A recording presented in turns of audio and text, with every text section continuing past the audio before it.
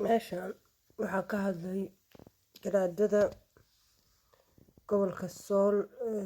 khaatamo aan niraano balan dhageysan. Bismillahir Rahmanir Rahiim. Alxamdulillahi Rabbil Aalamiin. Waxaan jawaab yar ka bixinayaa aroog fadhiyo golihii simada SSC. bal marka u horeysa muslimka iyo tolkooda waxaanu ku jiraa haddaanu beesha reer Sool Sanaag iyo Caynahay waxaan taliibe iyo islaamnimo iyo soomaalinimo ahaynaanu ku jiraa ma jirto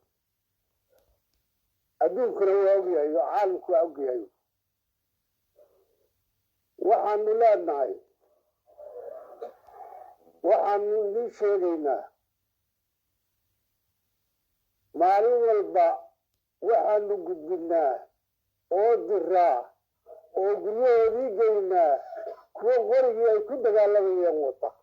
ilaahay baana ka maraga inina waad ogtihiin inina waad ka waraysaan waxaanu leenahay wax allaale iyo wax adduunyaala wixii ka baxaya hadday gaadiid tahay wixii gurigoodii u baxaya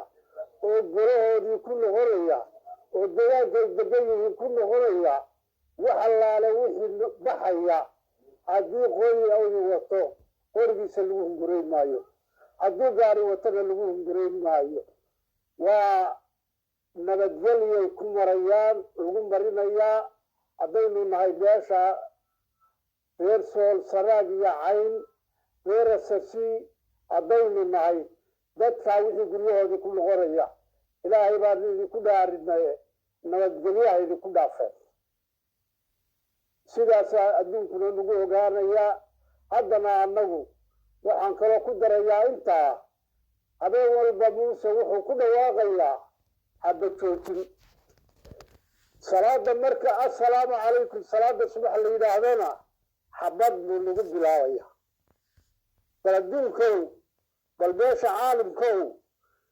intan la dumiyey iyo inta madfacna dhex taalla maxaad indhaha uga qarsanaysa